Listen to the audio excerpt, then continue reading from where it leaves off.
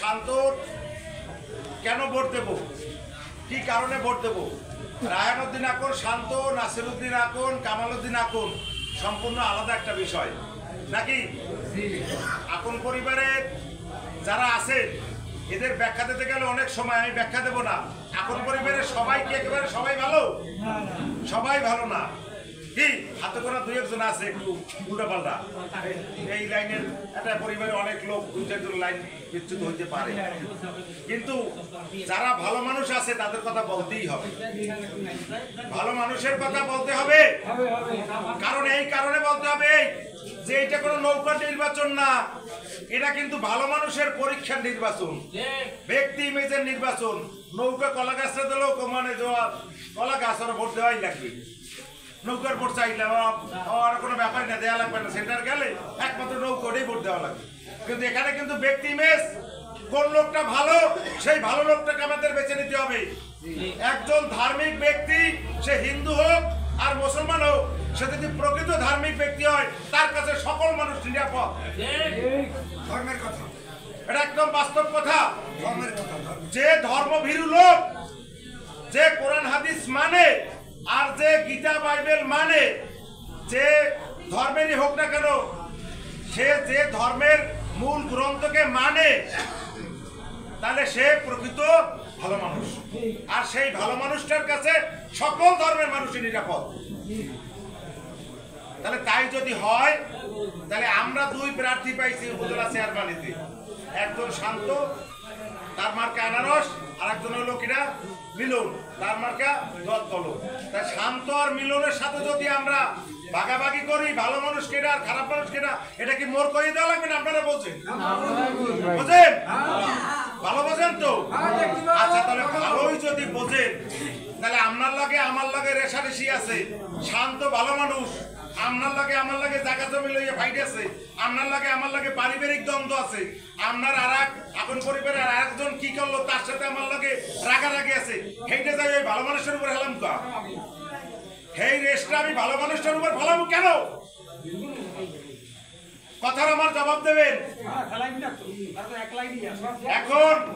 এখন সেই কারণে আমি বলবো যে এই ভালো ছেলেটাকে আমরা হাতছাড়া করতে চাই না।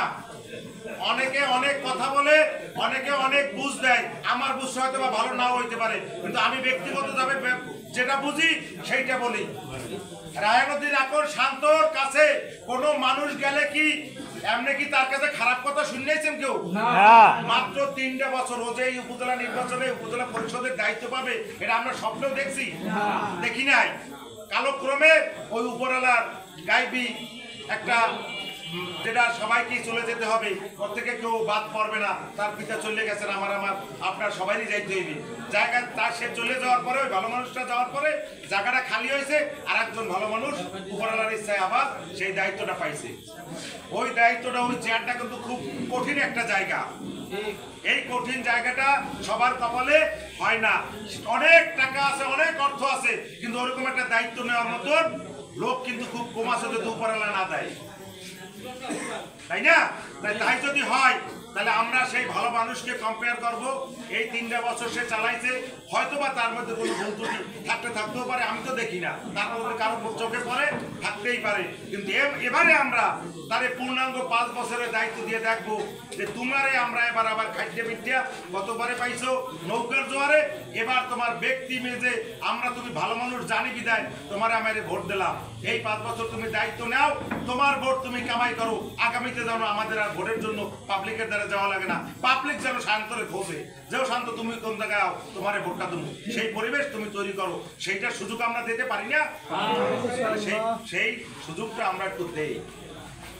আপনাদের যদি কোনো কষ্ট থেকে থাকে, রাগ থেকে থাকে, একজন অভিভাবক আছে, এই যে একজন অভিভাবক থাকে একটা মানুষের আমি যদি কোনো দোষ করি, আমার বড় ভাইয়ের কাছে যদি কেউ বলে যে পরিমলদা নির্মলদা তপু কিন্তু একটা কাজ করছে, মেম্বার হয়ে এইটা করা ঠিক হয় নাই, হয়তোবা আমার চোখে সেটা ধরা পড়ে নাই, আমার ভাইদের আপনি যখন নালিশটা করছেন আমার কইতে পারেন না, ওরে মেম্বার আর কইতে গেলে কেন আমার বেশি কথা উনি কইছেন আমার ভাইদারে, হে বাড়ি যাওয়ার লগ লগ কইছে তুমি অমুকের সাথে কি ব্যবহার করছো, আমার কাছে বলছে কথা আমি বুঝবো, আমি আসলে তো তাহলে আমার বলেছি নাকি?